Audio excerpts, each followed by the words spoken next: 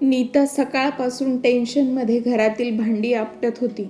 तेव्हा अमित ओरडत म्हणाला, आज काय झालं आहे तुला? हळूवार काम करू शकत नाही का? तिकडून नीता ही रागातच म्हणाली, महिना संपायला अजून 5 दिवस बाकी आहेत, तरीही घरमालक भाडे मागायला आला होता. शाळेतून मुलांच्या फीसाठी फोन आला होता. रेशनही संपत आले आहे. तुम्हाला तर काहीच फरक पडत नाही. याचं सगळं टेन्शन मला एकटीलाच असते. अमित म्हणाला, तर मी काय करू? माझी किडनी विकू का? माझे प्रयत्न सुरूच आहेत ना. आता ओव्हरटाईमसुद्धा करतोय. आज नाही तर उद्या परिस्थिती बदलेल.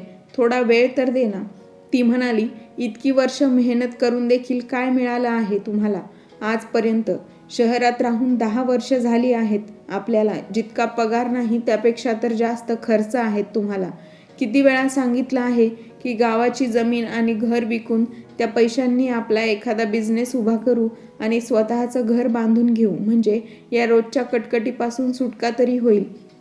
पण नाही, तुम्हाला तुमच्याच वडिलांशी बोलायला लाज वाटते. शेवटी ते गेल्यानंतरही सगळं आपलंच होणार आहे ना. तुम्ही मुलांचाही विचार करत नाहीत का? अमित म्हणाला, आता असं तर नाही ना की ते आत्ताच मरतील? तू उगाच वाह्यात बडबड करू नकोस. तुझंही म्हणणं बरोबर आहे की त्यांची मदत घेतली पाहिजे, पण मी त्यांना किती वेळा सांगितले की तुम्ही आमच्यासोबत येऊन राहा, चांगले घर घेऊ, मिळून काम करू. पण त्यांना गावची हवा पाणी आवडते, तिथे मोकळ्या वातावरणात राहायला आवडतं. त्यांना या बंद खोलीत आवडत नाही. नीता म्हणाली, तुम्ही पुन्हा एकदा प्रेमाने बोलून पहा, कदाचित त्यांचे मन परिवर्तन होईल. असू द्या, त्यापेक्षा आता सुट्ट्यांमध्ये आपण 10 दिवस गावी राहायला जाऊ. तेव्हा मी स्वतः सासूबाईंसोबत बोलते. कदाचित त्या मला तरी समजून घेतील आणि आपलं काम होईल. नीता स्वतः एका गरीब कुटुंबातील मुलगी होती, पण शहरात येऊन आता तिचीही स्वप्न मोठी झाली होती. तिलाही स्वतःचं घर, बिझनेस, राहणसहान बदलायचे होते, कारण तिलाही तिच्या मैत्रिणींमध्ये तिची छाप पाडायची होती.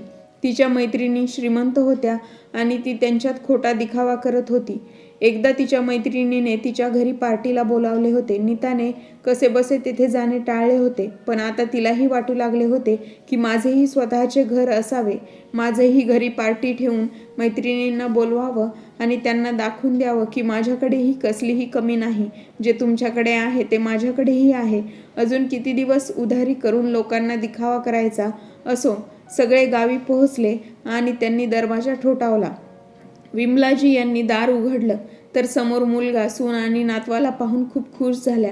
तेव्हा विमलाजी आणि प्रसादजी म्हणाले की बरं झालं बाळा, तुम्ही सगळे भेटायला आलात, नाहीतर तुम्हाला आईवडिलांची आठवण काढायलाही वेळ मिळत नाही.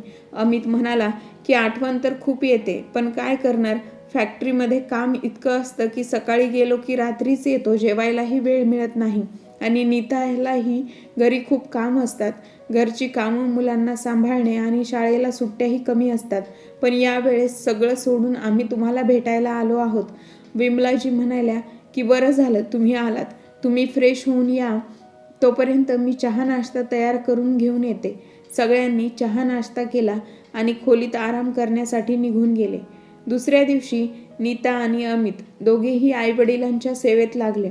अमित त्यांच्या वडिलांच्या सोबत त्यांची शेती पाहण्यासाठी आणि त्यांची किंमत काढण्यासाठी जायचा, तर नीता तिच्या सासूसोबत गोड गोड बोलून त्यांच्याकडे असलेल्या पैशांची आणि दागिन्यांची माहिती गोळा करत होती. मुलांचे इतके प्रेम पाहून दोघेही भारावून गेले होते. त्यांना वाटायचे की मुलं शहरात राहून गाव विसरून गेले आहेत. आम्ही दोघेही म्हातारे असेच मरून जाऊ. पण दोघांची वागणूक, प्रेम पाहून दोघांनाही खूप आनंद झाला होता. आता गावकरी सांगत होते की अमितसारखा गुणी मुलगा असूनही तुम्ही इथे का राहत आहात? मुलाकडे राहून तिथेच त्याच्याकडून सेवा करून घ्या. आम्हाला पूर्ण विश्वास आहे की अमित तुमची काळजी घेईल आणि तुम्हाला आनंदातही ठेवेल. लोकांच्या तोंडून मुलाबद्दल स्तुती ऐकून प्रसादजी यांची छाती आनंदाने फुलून जायची. आपल्या सुनेकडून इतकी सेवा मिळाल्यानंतर विमलाजी यांच्या ओठावरती सून नीताचे नाव होते. ती खूप प्रेमाने सासूच्या पायांची मालिश करायची, तर कधी डोक्याची मालिश करायची. त्यांच्यासाठी चांगलं चांगलं जेवण बनवायची, तर तिकडे मुलं आजोबा आजोबा करत थकत नव्हते. हे सर्व पाहून त्या दोघांच्याही मनात आपला मुलगा, सून आणि नातवंड यांच्यासोबत राहण्याची इच्छा जागृत झाली. एक दिवस सगळे एकत्र जेवायला बसले होते. तेव्हा प्रसादजी म्हणाले, बाळा, शहरात किती मोठं घर आहे? तेव्हा अमित म्हणाला की 2 खोल्यांची रूम आहे. त्यातच किचन आहे. बिचारी मुलं अभ्यासाला कधी छतावर तर कधी बाहेर अंगणात जाऊन बसतात. रात्री एकाच खोलीत सर्वजण झोपतो आणि वर घरमालकाची कटकट ऐकावी लागते. घर भाडं इतकं आहे की महिन्याचा अर्धा पगार तिथेच जातो. कधी कधी तर महिन्याकाठी पैसेही उरत नाहीत. तेव्हा प्रसादजी म्हणाले की हे तर फारच वाईट आहे. आपण एक काम करू, हे घर विकून तिथेच शहरात छान मोठं घर घेऊ आणि सगळ्यांसोबत आनंदाने राहू. या 8 दिवसात तुमच्यासोबत राहून खूप छान वाटले. जर मी कायमचा तुमच्यासोबत राहिलो तर आमचे म्हातारपणही सुखात जाईल. जी गोष्ट सांगायला अमित घाबरत होता, आज तीच गोष्ट वडिलांनी सहज बोलून दाखवली. जे ऐकून नीता आणि अमित यांच्या आनंदाला पारावार उरला नाही. हे ऐकून विमलाजी म्हणाल्या की हे तर तुम्ही माझ्या अगदी मनातलं बोलले. इतकी छान सून मिळाली आहे तर माझी इच्छा होती की मी सुद्धा माझ्या सुनेकडून माझी सेवा करून घेईल. पण तुम्ही हे गाव सोडून कुठेही जाणार नव्हते म्हणून भीतीने मी बोलू शकले नाही. तेव्हाच अमित म्हणाला की हो बाबा, आपण स्वतःचं असं छान मोठं घर घेऊन एकत्र राहूया. मग मी एक कार घेऊन तुम्हाला त्यात बसवून मॉल, हॉटेल, बाजार, मंदिर फिरायला घेऊन जाईल. तुम्हाला ही शहर खूप आवडेल. पण बाबा, फक्त घरच का, आपण शेतीही विकू. पुन्हा येथे येण्याचं टेन्शनच नको. प्रसादजी म्हणाले की जमीन ही आपल्या पूर्वजांची आहे, त्याबद्दल आपण नंतर विचार करू. पण दुसऱ्याच दिवशी त्यांनी ही सर्व गोष्ट त्यांचा खास मित्र मनोहरला सांगितली, जो मोठा शेतकरी होता. मनोहर म्हणाला की मुलगा आणि सून यांच्याकडे जाऊन राहण्याचा निर्णय चांगला आहे आणि त्यासाठी सगळं विकून जाणं ही चांगलंच आहे. कारण जिथे मुलं तिथे आईवडील, शेवटी म्हातारपणी तेच आधार आहेत. पण तुला वाईट वाटणार नसेल तर एक प्रश्न विचारू? आजकाल कानावर अशा बातम्या ऐकायला मिळतात की अंगाचा थरकाप उडतो की मुलांनी आईवडिलांना रस्त्याच्या किनारी भीक मागायला सोडून दिले किंवा ट्रेनमध्ये बसून विसरले, हरिद्वार वृद्धाश्रमात जाऊन सोडले. तुझ्यावर अशी बिकट परिस्थिती ओढावू नये म्हणून जरा शांतपणे विचार करून मगच निर्णय घे. त्यावर प्रसादजी म्हणाले की अरे, ती वाया गेलेली असंस्कारी मुलं असतील जी आपल्या आईवडिलांना सोडून देतात. अशी मुलं असल्यापेक्षा नसलेलीच बरी. बघ, मुलगा आणि सून यांच्यावर विश्वास ठेव, पण अंधविश्वास ठेवू नकोस. बाकी तुझी इच्छा. असे बोलून मनोहर निघून गेले. दुसऱ्या दिवशी सगळं काही विकून अमित त्याच्या आईवडिलांना घेऊन शहरात येतो. शहरात पोहोचताच प्रसादजी यांनी मुलाला 3 BHK घेऊन दिला. काही पैसे मुलांच्या शिक्षणासाठी बँकेत FD केली. नीता देखील तिच्या सासू सासऱ्यांची सेवा करायची. कधी बाहेर जायचं झाल्यास मुलांना त्यांच्याकडे सोडून निश्चिंत होऊन जायची. पण हळूहळू घरातली कामे विमलाजी यांच्यावरच थोपवण्यात आली. इतक्या मोठ्या घराची साफसफाई, मुलांचा डब्बा त्यांना सांभाळणे त्यांना कठीण जात होते. सून मात्र आता जास्तीत जास्त तिच्या मैत्रिणींसोबत किटी पार्टी, वाढदिवस तर कधी बाहेर असायची. त्यामुळे किचनचे सर्व काम विमलाताई यांच्याकडे आले. दुसऱ्या दिवशी मुलाच्या लग्नाचा वाढदिवस होता आणि आदल्या दिवशीच त्यांची तब्येत खराब झाली. जेमतेम जेवण करून झोपल्या होत्या. किचनमध्ये भांडी आणि साफसफाई बाकी होती, पण त्यांच्याकडून काम होत नव्हते. त्यामुळे त्यांनी सकाळी करण्याचा विचार केला. पण सकाळी तब्येत जास्त खराब झाल्याने त्यांनी मुलाला सांगून औषधे मागवून घेतली. तर नीता तिच्या सासूंची सेवा करणे सोडून तिच्या मैत्रिणींसोबत बाहेर निघून गेली. मुलांसाठी बाहेरून जेवण मागवले तर प्रसादजी यांनी जेमतेम खिचडी बनवून विमलाजी यांना भरवली आणि औषधे दिली. 2 दिवसांनी त्या जेमतेम उठून उभ्या राहिल्या आणि पुन्हा किचनमध्ये काम करू लागल्या. ते पाहून प्रसादजी त्यांना म्हणाले की बस कर विमला, आता या वयात तुझ्याकडून ही कामं होत नाहीत. मी आज त्या दोघांशी बोलतो. संध्याकाळी जेवायला एकत्र बसले तेव्हा प्रसादजी त्यांना म्हणाले, सुनबाई, तुझ्या सासूकडून आता काम होत नाहीत, त्यामुळे तू घरकामासाठी मोलकरीण लावून दे. त्यावर अमित म्हणाला की तब्येत खराब झाली म्हणून आपण घराचे नियम तर बदलू शकत नाही ना. असंही माझ्या पगारात फक्त घर खर्च निघतो, मग बाईला द्यायला पैसे कुठून आणणार? नीता आणि आई मिळून घर सांभाळतात ना, त्यांना सांभाळू द्या. प्रसादजी म्हणाले की मी तुझ्यासाठी एवढं केलं आणि तू तुझ्या आईसाठी एक कामवाली बाई ठेवू शकत नाही. अरे, तिची तब्येत बरी नाही तरी ती उठून काम करते आणि नीता तर तिच्या मैत्रिणींसोबत बाहेरच फिरत असते. तू घरात नवीन नवीन सामान घेऊन येतोस. कालच तुझ्या बायकोला सोन्याचा हार दिलास. हे सगळं पाहून मला नाही वाटत की घरात पैशांची तंगी आहे म्हणून. तेव्हा सून नीता चिडूनच म्हणाली, बाबा, तुम्ही तर मुलांना नजरच लावत आहात. उलट तुम्हाला तर आनंद व्हायला हवा होता की मुलं प्रगती करत आहेत. जर तुमच्या मुलाने सोन्याचा हार आणून दिला तर शेवटी तो घरातच कामी येणार की मी खाऊन जाईल? आणि तुम्ही दोघं काम काय करता? घरात घरीच तर बसलेले असतात. मग घरात थोडं काम केलं आणि मुलांना सांभाळले तर काय झालं? थोडेसे हातपाय हलवल्यानंतर तुटून थोडीच जातील. यावर प्रसादजी रागातच म्हणाले की तुझी हिंमत कशी झाली माझ्याशी या स्वरात बोलण्याची? विसरू नकोस की आज तुझ्या घराची मालकीण म्हणून मिरवत आहेस ते माझ्यामुळेच. नीता म्हणाली, काही उपकार नाही केले तुम्ही. प्रत्येक आईवडील त्यांच्या मुलांसाठी इतकं तर करतातच. हे घर तुमच्या मुलांसाठीच घेतले आहे आणि तेही इतके वर्ष वाट पाहिल्यानंतर. आता कुठे सुखाने जगतोय तर तेही पाहिलं जात नाहीये तुमच्याकडून. आणि असंही सासूबाई तेथे गावी तर एकट्याच काम करत होत्या ना, मग आता शहरात येताच त्यांना घरात नोकर पाहिजे. अमित मध्येच जोरात ओरडला, तुम्ही लोक भांडू नका. शेजारचे लोक काय म्हणतील? बाबा तुम्ही आईला घेऊन आतमध्ये जा, मी बघतो काय करायचं आहे ते. अमितचे बोलणे ऐकून ते दोघेही आत निघून गेले. तेव्हा अमित नीताचा हात पकडून तिला खोलीत घेऊन आला आणि म्हणाला, तुला लाज नाही वाटली माझ्या आईवडिलांसोबत असं बोलताना? आज आपल्याकडे जे काही आहे ते त्यांचेच आहे आणि मला त्यांची फसवणूक करायची नाहीये. आज इतकं मोठं घर त्यांच्यामुळेच मिळालं आहे, नाहीतर भाडं भरून भरून चप्पल घासली गेली होती. नीता रागातच म्हणाली की हे बघा, तुम्ही आधीही काही कामाचे नव्हतात. आज तुमच्याकडे जे काही आहे ते मी केलेल्या प्रयत्नांमुळेच आहे. मी जशी राहत होते तशीच राहणार. माझी कोणीही पार्टीमध्ये जाणे थांबवू शकत नाही. जर तुम्हाला काही करायचं असेल तर तुमच्या आईवडिलांना पुन्हा त्यांच्या गावी पाठवून द्या. अमित म्हणाला, कोणत्या गावी? त्यांचं सगळं काही विकून तर ती लोक इथे आली आहेत. आता कुठे जातील? नीता म्हणाली की ठीक आहे, मग त्यांना वृद्धाश्रमात नेऊन सोडा. मग त्यांना फळं मिठाई घेऊन बघायलाही जाऊ. नाहीतर मी सांगून ठेवते, मी माझ्या माहेरी निघून जाईल. अमित डोक्याला हात लावत खाली बसून विचार करू लागला की आई वडिलांची साथ दिली तर बायको आणि मुलं सुटतील आणि बायको मुलांची साथ दिली तर आई वडिलांना सोडावंच लागेल. घरात शांती ठेवण्यासाठी त्याला निर्णय घ्यावा लागणार होता. पण त्याआधी उद्या आमची फ्लाईट आहे. आधी फिरून येतो, मग यावर काहीतरी तोडगा काढू. पण नीता पुन्हा एकदा विचार कर की ते लोक वृद्धाश्रमात कसे राहतील. तू थोडं ॲडजस्ट करू शकत नाहीस का? थोडा विचार कर. ते येथे राहिल्याने तू मुलांना सोडून किती निश्चिंतपणे बाहेर पार्टी करण्यासाठी जाऊ शकतेस. साफसफाईचे टेन्शन नाही.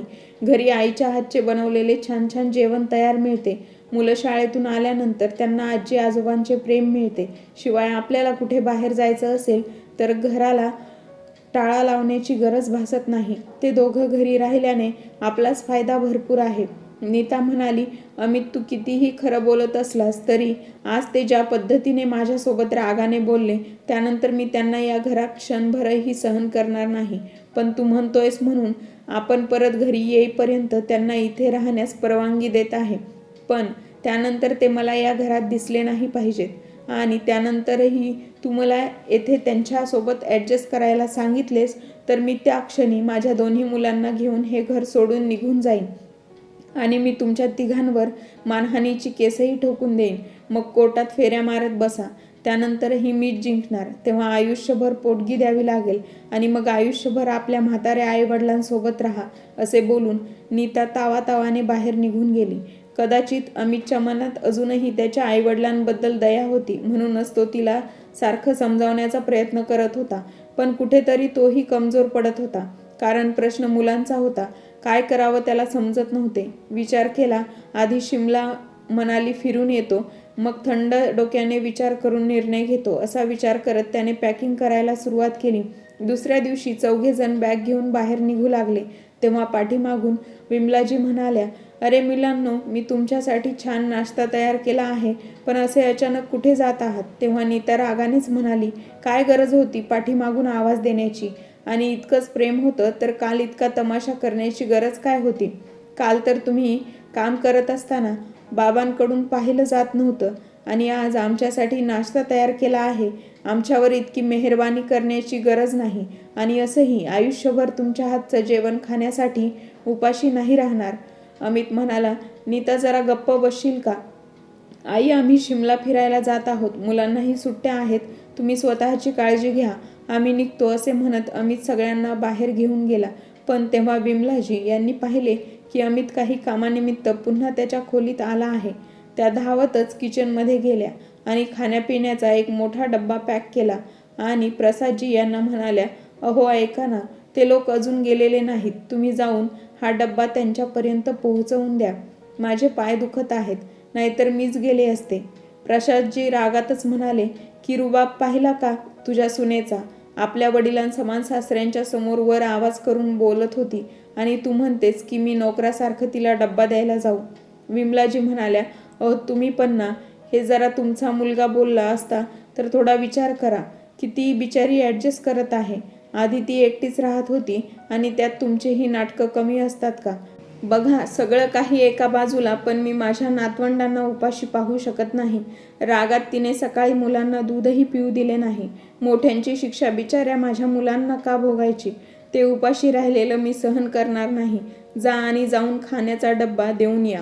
प्रसादजी रागातच म्हणाले, तुझ्यासारखी जिद्दी बाईमुळेच माझं आयुष्य खराब झालं आहे. तुझी जिद्द होती, मला शहरात जायचं आहे, मुलांजवळ सुनेजवळ राहायचं आहे. त्याचे परिणाम पाहिलेस? कशी आहे तुझी सून आणि मुलगा? सुनेच्या पुढे तर एक शब्द बाहेर पडत नाही. बायकोचा बैल कुठला? तुम्ही तुमचं भाषण नंतर द्या. बरं, तुम्हाला सुनेकडे नसेल जायचं, नका जाऊ. मुलगा खोलीत आहे, त्याला देऊन या. कदाचित पैसे घ्यायला विसरला असेल. त्याला सांगा आईने डब्बा दिला आहे.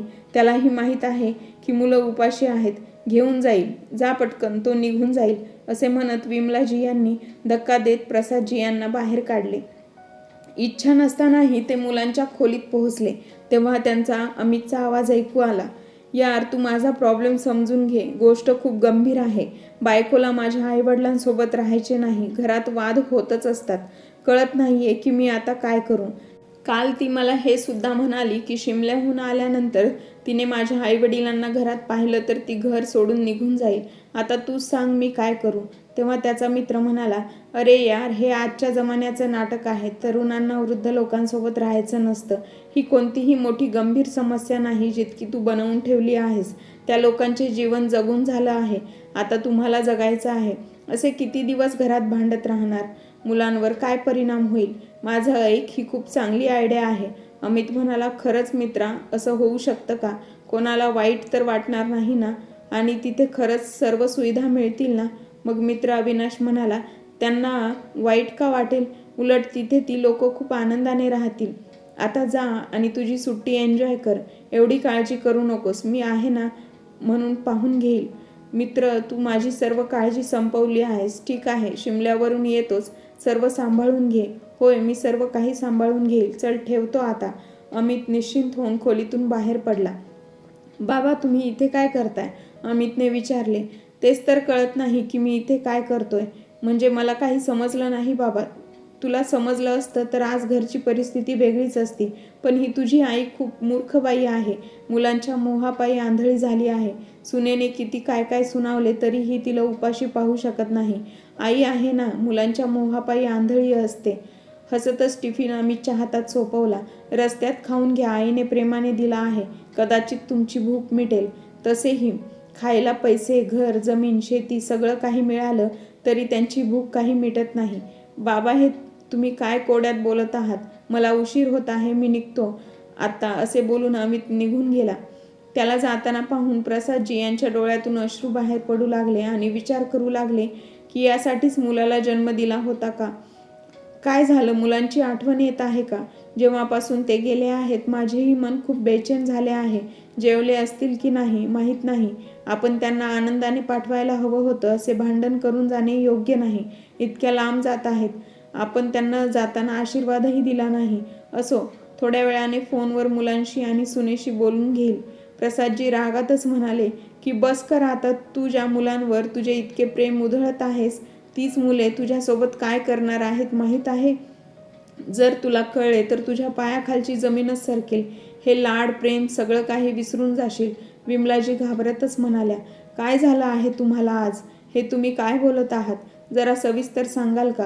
प्रसादजी यांनी सगळं काही खरं खरं सांगितलं, जे काही त्यांच्या मनात होते. विमलाजी धाडकन खुर्चीवर खाली बसल्या.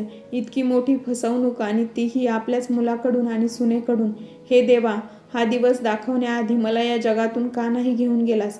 विमला, तू कशाला काळजी करतेस? मी पण त्यांना असा धडा शिकवीन की ते आयुष्यभर आपल्या बापाला लक्षात ठेवतील आणि हे उदाहरण प्रत्येक मुलासाठी असणार आहे. तुम्ही नक्की काय करणार आहात मलाही सांगा.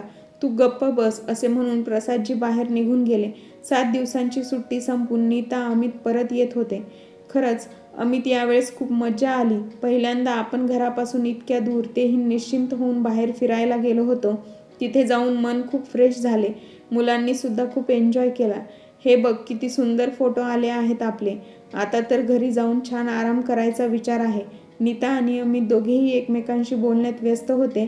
त्यामुळे घर कधी आले कळलं सुद्धा नाही. गाडी थांबताच अमित सामान खाली उतरवू लागला. नीता मुलांना घेऊन आज जाताच, अरे अमित, घरात या मुली काय करत आहेत? नीताने आश्चर्याने तिच्या नवऱ्याला विचारले. अमितने पाहिले तर 2 मुली बाल्कनीमध्ये, 2 खाली बगीच्यात बसल्या होत्या. तेव्हा तिथून जाणाऱ्या एका मुलीला थांबवून अमितने विचारलं की तुम्ही लोक कोण आहात आणि आमच्या घरात काय करत आहात? तिथे तर आमचे आई बाबा राहत आहेत. तुम्हाला इथे फिरण्याची परमिशन कोणी दिली? ती मुलगी म्हणाली, दादा, हे घर तर प्रसादजी यांचं आहे. त्यांनी आम्हाला हे घर भाड्याने दिले आहे. आम्ही लोक जवळच्या कॉलेजमध्ये शिकत आहोत. घर दुसऱ्या शहरात आहे. हे घर कॉलेजच्या जवळच आहे म्हणूनच हे घर भाड्याने घेतलं आहे. आणि तुम्ही लोक कोण आहात? यापूर्वी तुम्हाला इथे कधी पाहिलं नाही. हे ऐकून अमित आणि नीता दोघांनाही शॉकच बसला. हे आईबाबांनी काय केलं? घर भाड्याने दिलं आणि तेही आम्हाला न विचारता.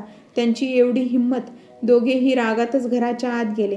पाहिलं तर आई बाबा टेबलवर बसून चहा नाश्ता करत होते. आई बाबा, मुलगा बाहेर जाताच घराला हॉस्टेल बनवून दिलं आहे. तुम्ही हे सगळं कुणाला विचारून केलं? आणि आई बाबांचं डोकं ठिकाणावर नाही, पण तू सुद्धा त्यांना थांबवलं नाहीस. मुलींना घर भाड्याने दिलंस. अमित मागोमाग नीताही रागाने ओरडली. माझी खोली या मुलींना दिल्यानंतर माझं सामान कुठे आहे?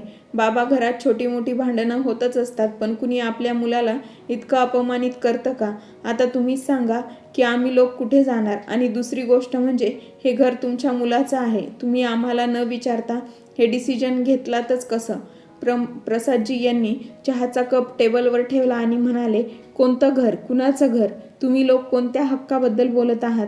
आणि मला काय करायचं असेल तर त्यासाठी मला तुम्हा लोकांना विचारण्याची गरज नाही. आणि तुम्ही दोघं जे काही करणार होतात ते मी केलं. बस फरक एवढाच आहे की या घरातून आम्ही दोघं जाणार होतो. आता तुम्ही दोघं इथून चालते व्हा. बाबांच्या तोंडून अशा गोष्टी ऐकून दोघांच्याही पायाखालची जमीनच सरकली. तरी सुद्धा नीता पुढे म्हणालीच की हे घर माझ्या नवऱ्याचं आहे. तुम्ही कोणत्या हक्काने हे घर भाड्याने देऊ शकता? सुनबाई, कदाचित तू विसरली असशील, हे घर तुझ्या सासूच्या नावाने घेतलं होतं. विचार तुझ्या नवऱ्याला. टॅक्स वाचवण्याच्या चक्करमध्ये त्याने महिला सिनियर सिटीजनच्या नावे रजिस्टर केलं होतं. पैसे वाचवायचे होते त्याला. त्याचमध्ये इतकी मोठी चूक केली, पण आज त्याची ही चूक आमच्यासाठी वरदान ठरली. पण बाबा, तुम्ही हे विसरत आहात की वडिलांच्या प्रॉपर्टीमध्ये मुलाचा पूर्ण अधिकार असतो. आम्ही कोर्टात जाऊन तुमच्याकडून आमचा हक्क घेतल्याशिवाय राहणार नाही. आता यापुढे आमचा वकील तुमच्याशी बोलेल. इतक्यात वकील माधव आणि त्यांच्या गावातील त्यांचे खास मित्र मनोहरजी तेथे पोहोचले. वकील साहेब म्हणाले की कायद्यानुसार या घरावर तुमचा कोणताही हक्क नाही, कारण या घराला संपूर्ण पैसा प्रसादजी यांच्या मेहनतीचा आहे. त्याचे साक्षीदार मनोहरजी स्वतः आहेत, ज्यांनी शेतजमीन विकत घेतली आहे. ज्यामुळे जे काही आहे ते सर्व प्रसादजींचे आहे आणि त्यांच्या संपत्तीशिवाय तुम्हाला एक पैसाही मिळणार नाही. सर्व काही हातातून निष्ठत असल्याचं पाहून नीताने आपला रंग सरड्यासारखा बदलला आणि म्हणाली, आई बाबा, मुलं तर चुकतातच, पण त्यांना समजावणे मोठ्यांचे कर्तव्य आहे. पण त्यासाठी आम्हाला असे बेघर करणे चुकीचे आहे. काही नाही तर तुमच्या नातवंडाचा तर विचार करा. ते काय करतील? कुठे जातील? बाबा, तुमचा नक्कीच काहीतरी गैरसमज झाला आहे आणि त्यामुळे तुम्ही एवढं मोठं पाऊल उचलत आहात. कोणत्या घरात लहान सहान भांडणं होत नाहीत. ते घरातच बसून सोडवले जातात. त्याकरिता इतरांना घरात बोलावून तमाशा करण्याची काय गरज आहे? तिचा इशारा त्यांचा वकील आणि मित्र मनोहरजी यांच्याकडे होता. आई, तुम्ही तरी बाबांना समजावून सांगा. बाहेरचे लोक येऊन नुसते हसतात. घरातील लोकच एकमेकांच्या समस्या समजून घेतात. आजपर्यंत गप्प राहिलेल्या विमलाजी म्हणाल्या, बेटा, तुझा एक सल्ला ऐकून मला खूप आनंद झाला. एवढी बुद्धी आहे तुझ्याकडे की आज कळाले की बाहेरचे लोक आणि कुटुंबातील सदस्य यांच्यात फरक असतो. पण आता तू सुद्धा माझा एक सल्ला ऐक. मी मुलावर आणि सुनेवर विश्वास ठेवून माझ्या आयुष्यातील सर्वात मोठी चूक केली की तुमच्यावर खूप विश्वास ठेवला, प्रत्येक गोष्ट तुम्हाला दिली. तुझ्या वडिलांशीही भांडले. यावेळेस त्यांनी शांतता ठेवावी हेच म्हणत होते. कौटुंबिक बाब आहे ती सोडवली जाईल, पण तुम्ही आम्हाला वृद्धाश्रमात पाठवण्याची पूर्ण व्यवस्था केली होती. अमित आणि नीता एकमेकांच्या तोंडाकडे पाहू लागले. तेव्हा प्रसादजी म्हणाले, काळजी करू नकोस बेटा. मी त्याच दिवशी हे ऐकलं होतं ज्या दिवशी तू शिमल्याला जायला निघाला होतास. मी त्याच दिवशी तुम्हा दोघांना घरातून हकलवून दिले असते, पण तुम्हाला आश्चर्यचकित करण्याआधीच मी तुम्हाला आश्चर्यचकित केले. मला तुम्हाला दाखवून द्यायचं होतं की योजना फक्त तुम्हीच नाही करू शकत, मी देखील बनवू शकतो. आता जास्त उशीर करू नका. तुमचं सामान स्टोअर रूममध्ये पडून आहे. लवकर उचला आणि निघा इथून. बाबा, मी कुठे जाणार? याची चिंता तेव्हाच करायला हवी होती जेव्हा तुझ्या म्हाताऱ्या आई वडिलांना घरातून हकलून देण्याचा विचार करत होते. बेटा, असे असते तर मी तुझ्या आजोबांनाही घरातून हकलून दिले असते, पण मी कधी तसा विचारही केला नाही. आयुष्यभर त्यांची सेवा केली. हे सर्व तू स्वतःच्या डोळ्यांनी पाहिलं सुद्धा आहेस. तरीही तुम्ही असे कसे वागू शकता? जर आम्हाला तुम्ही स्पष्ट सांगितले असते की आम्हाला वेगळं राहायचं आहे तर आम्ही आमची व्यवस्था इतरत्र केली असती, पण आम्हाला घरातून हकलवून देण्याच्या अशा पद्धतीमुळे तुम्ही अवलंबायला नको होत्या. आता तुम्हाला याची शिक्षा नक्कीच मिळेल. पण बाबा, आम्ही घर सोडून कुठे जाणार, कुठे राहणार? माझ्याकडे 1 महिन्याचं भाडं भरण्या इतकेही पैसे नाहीत. माझ्याकडे असलेले सर्व पैसे मी खर्च केले, पण मी घर खर्च कसा उचलणार? बेटा, तू या सगळ्याचा आधीच विचार करायला हवा होतास. गेल्या 1 वर्षापासून तुम्ही जो काही खर्च करत होता तो सर्व पैसा तुझ्या वडिलांच्या मेहनतीचा होता. आता मी वकिलाला सांगून तुमच्यावर केस करीन की मुलाला आणि सुनेने आम्हाला घराबाहेर फेकून देण्याचं षडयंत्र रचले आणि आमच्या पैशाने घर, जमीन आणि दागिने विकत घेतले. सर्व पैसे त्यांच्याकडून वसूल करावेत. आई विमलाजी कठोर शब्दात म्हणाल्या की सून आणि मुलाची बदनामी झाली पाहिजे. आता नीताच्या तोंडून एकही शब्द निघत नव्हता. नीता त्यांना प्रत्येक मुद्द्यावर कोर्टाच्या धमक्या द्यायची. आज सासूबाईंकडून तीच गोष्ट ऐकून तिला कळले की आपली किती मोठी चूक झाली होती. पैसे आणि दागिन्यांच्या लालसेने तिला इतके वेड लागले होते की ती तिच्या म्हाताऱ्या सासू सासऱ्यांचा वापर करत होती. त्यांना पैशासाठी गावातून शहरात आणले आणि नोकरापेक्षाही वाईट वागणूक दिली. यानंतरही त्यांचे समाधान झाले नाही. तेव्हा त्यांनी दोघांनाही वृद्धाश्रमात पाठवण्याची योजना आखली आणि जबाबदाऱ्यापासून मुक्त जीवन जगण्याचा प्रयत्न करत होते. पण विसरले होते की जबाबदारी कधीच संपत नाही. मग हात जोडून ती सासू सासऱ्यांना म्हणाली, आई बाबा, तुम्ही जे केले ते चांगलंच केलं. आम्ही याच लायकीचे आहोत. अमितने मला अनेक वेळा थांबवले, पण मी त्याचे ऐकले नाही आणि आज माझ्यामुळेच आई वडिलांचा त्याच्या मुलावरचा विश्वास उडाला. विचार करते की उद्या माझ्यासोबतही असंच झालं असतं. पण आता मी माझी चूक सुधारण्याचा प्रयत्न करेन. यासाठी नाही की मला पैसे हवेत, यासाठी की माझ्या देवासमान आई वडिलांचे मन दुखावले म्हणून मला पश्चाताप करायचा आहे. प्रसादजी आणि विमलाजी दोघांनाही पुन्हा मुलगा आणि सुनेच्या बोलण्यात अडकायचे नव्हते. एकदा विश्वास गमावला की तो पुन्हा निर्माण करणे फार कठीण असते. तरीही त्यांचे मन आतून वितळत होते, पण ते बाहेरून कणखर बनवून राहिले, कारण त्यांच्यात आता विश्वासघात सहन करण्याची हिंमत आणि ताकद उरली नव्हती. दोघेही शांतपणे घराबाहेर पडले. त्यांनी घराजवळच भाड्याने घर घेतले, जेणेकरून आई वडिलांची काळजी घेऊ शकतील. कधी वस्तू घेण्याच्या बहाण्याने तर कधी आई वडिलांना बघण्याच्या बहाण्याने दोघेही घरी यायचे. आता नाते पूर्वीसारखे राहिले नव्हते, पण तरीही नीता तिच्या सासूसाठी तिच्या आवडीची भाजी बनवते, तर कधी तिच्या सासऱ्यांसाठी मिठाई घेऊन जायची. अमितही त्यांच्याशी बोलण्याचा प्रयत्न करायचा, पण आता ते फक्त हो किंवा नाही एवढंच उत्तर द्यायचे. पण नातवंडांशी खूप हसायचे, खूप बोलायचे. घरात उत्पन्नाचे साधन फक्त अमितची कमाई होती. खर्च मात्र वाढत चालला होता. त्यामुळे नीताने आपला फालतू खर्च थांबवला आणि टिफिन सेंटर सुरू केले, ज्याचे 2 उद्देश होते. पहिले पैसे कमवायचे आणि दुसरे म्हणजे आईबाबांच्या घरावर लक्ष ठेवायचे, कारण तिला चांगलंच माहीत होतं की ते लोक कधीच समोरून बोलणार नाहीत. पण नीता आणि अमितला माहीत होतं आता बाबांची तब्येत थोडी खराब असते, त्यांना दमा आहे आणि त्यांचे फुफ्फुस त्यांना साथ देत नाही. त्यांची काळजी घेणं गरजेचं झालं होतं. पण आता ते मुलगा आणि सून यांच्यावर विश्वास ठेवत नव्हते. पण मुलगा आणि सुनेनेही त्यांचा विश्वास जिंकण्याचा निर्धार केला होता.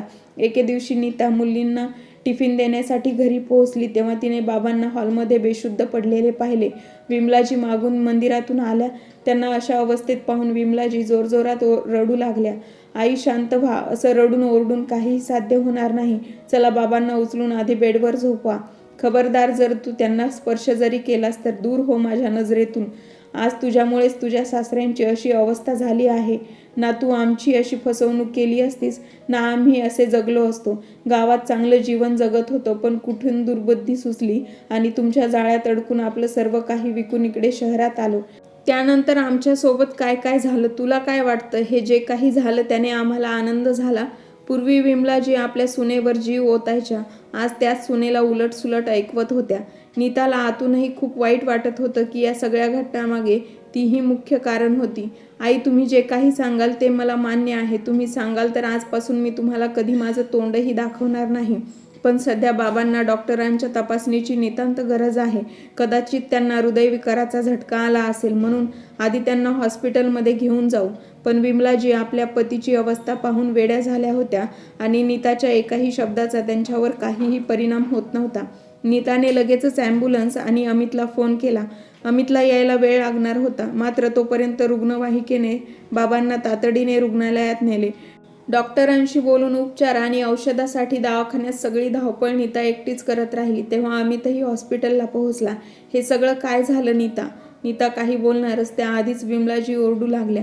हे सर्व तू आणि तुझ्या पत्नीमुळे घडलं आहे. आमच्याकडून सर्व काही लुटले तरी तुम्ही लोक आता आमचा पाठलाग का सोडत नाही?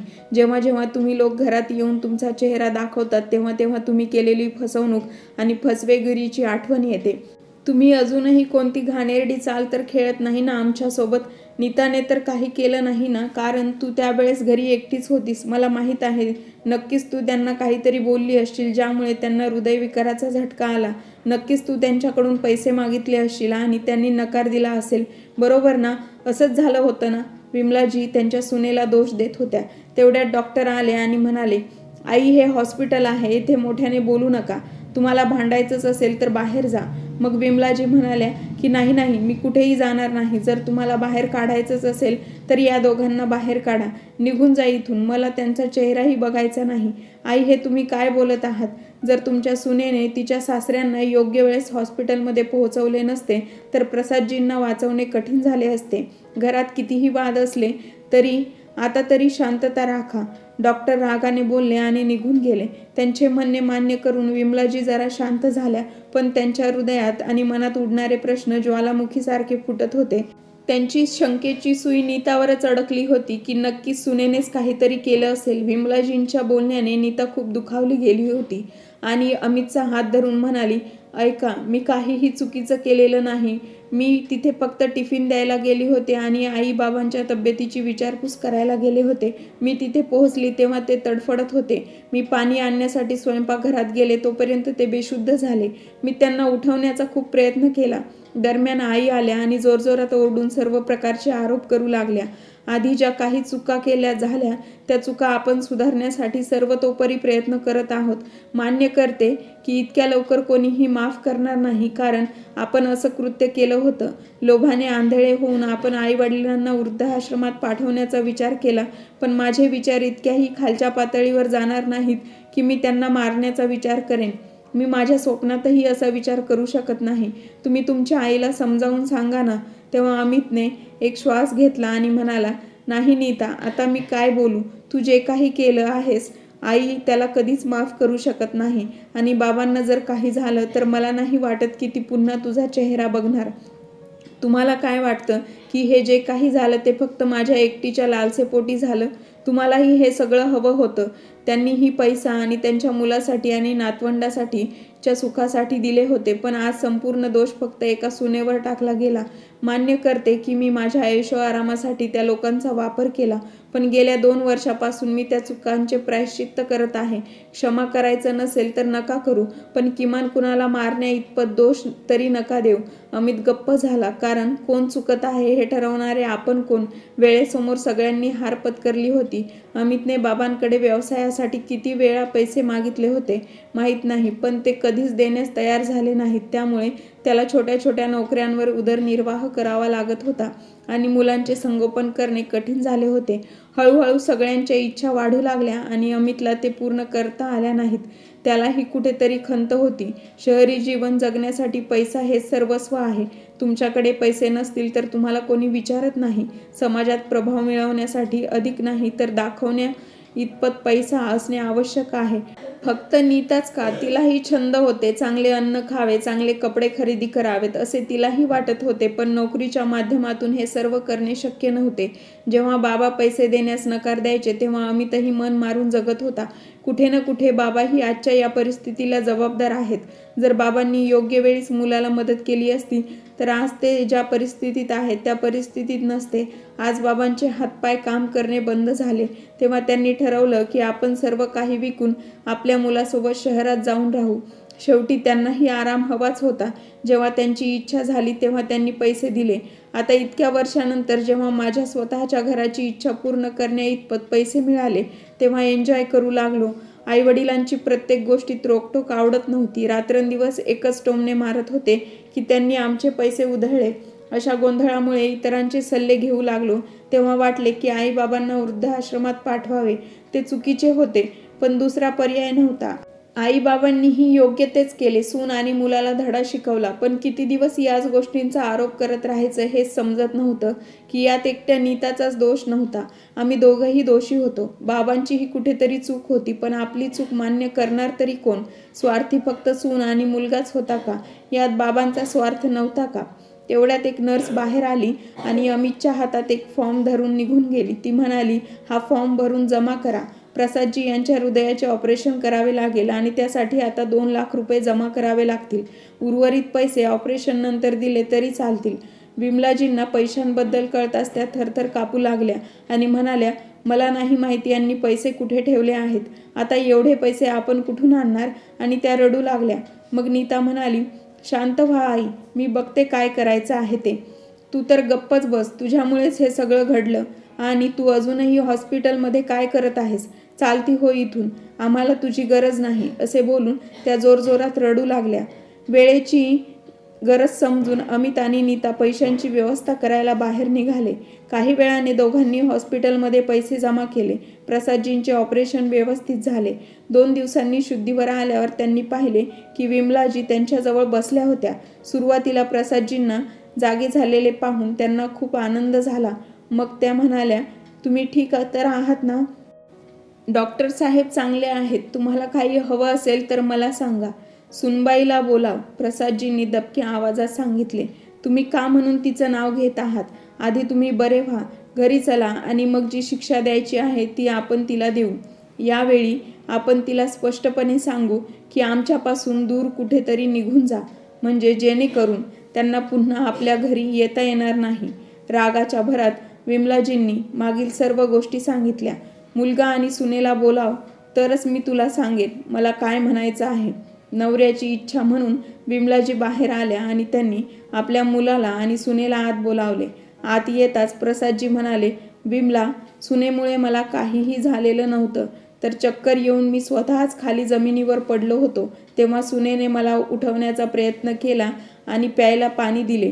ती मला सतत सांगत होती की बाबा तुम्हाला काही होणार नाही. तेवढ्यात तू आलीस. आत येताच जोरजोरात ओरडायला लागलीस. मी हातवारे करून गप्प बसायला सांगत होतो, पण तुला समजलं नाही आणि मी बेशुद्ध पडलो. मी आता डॉक्टरांना विचारले तेव्हा मला समजले की तू सुनेला नको नको ते सुनावलेस. तरीही माझा जीव वाचवण्यासाठी तिने तिच्या कष्टाने कमवलेले पैसे आणि सर्व काही विकून माझ्या उपचारांवर खर्च केले. तिला तिच्या चुकीचा पश्चाताप होत असल्याचा हा पुरावा आहे. ती आपल्या घरी पैसे घेण्यासाठी आलीच नव्हती. आत्तापर्यंत जे झाले ते विसरलेलेच बरे. माझा मुलगा, सून आणि नातवंडांनी आमच्या सोबत येऊन राहावे आणि काही अडचण असेल तर ती एकत्र मिळून बसून सोडवावी अशी माझी इच्छा आहे. सुनबाई, तू माझा जीव वाचवून सिद्ध केलंस की तू तुझ्या चुकीचे समर्थन करत आहेस. बेटा, मी तुला माफ केलं आहे. आणि अमित, मला माहीत आहे की तुला सुरुवातीपासूनच स्वतःचे डिपार्टमेंटल स्टोअर उघडायचे होते, पण प्रत्येक वेळी मी तुला पैसे देण्यास नकार दिला. त्यामुळे तुझ्याकडे नेहमी पैशांची कमतरता होती. पण आता तुझे स्वप्न साकार करण्यासाठी मी तुला फक्त पैसेच देणार नाही, तर तुझ्या व्यवसायातही मदत करीन, जेणेकरून मला माझ्या सुनांकडून मिळालेले हे नवीन आयुष्य चांगलं जगता येईल. प्रसादजींचे म्हणणे ऐकून विमलाजी म्हणाल्या, नीता प्लीज मला माफ कर. मी नको नको ते आरोप तुझ्यावर लावले, पण तू मूकपणे सगळं सहन केलंस. तू का नाही बोललीस? खरंच नीता, मी जे केले त्याची मलाच खूप लाज वाटत आहे. आई, माझी माफी मागू नका. चूक तर माझीच होती, ज्याची शिक्षा मी भोगत होते. माझे कर्म असे होते की हे सर्व माझ्या बाबतीत घडणे स्वाभाविकच होते. जेव्हा आपण खूप मोठी चूक करतो तेव्हा त्याचा डाग सहजासहजी पुसता येत नाही. आणि मग तुम्ही तर माझ्या आईसारख्या आहात, त्यामुळे तुमच्या बोलण्याचं काय वाईट वाटून घेऊ. आता मी सुद्धा माझ्या चुकीची किंमत देईन. मला तुझ्या टिफिन सेंटरमध्ये नोकरी दे. कैरीचं लोणचं बनवणे, चटणी बनवणे आणि भाज्या कापून देणे ही सर्व कामे मला येतात. आई, अजून किती पापात टाकणार आहात तुमच्या सुनेला. आता बाबांनी मला एक संधी दिली आहे तर मी तुमची चांगली सेवा करू इच्छिते. तुम्ही फक्त आता बसल्या बसल्या मला ऑर्डर द्या. सगळेजण हसू लागले. शेवट चांगला तर सगळं चांगलं. आता हे कुटुंब आनंदाने एकत्र राहू लागले. कथा आवडली असेल तर लाईक आणि शेअर करायला विसरू नका आणि चॅनलला सबस्क्राईब करायला विसरू नका. भेटूया नवीन एका व्हिडिओमध्ये नवीन एका कथेसह.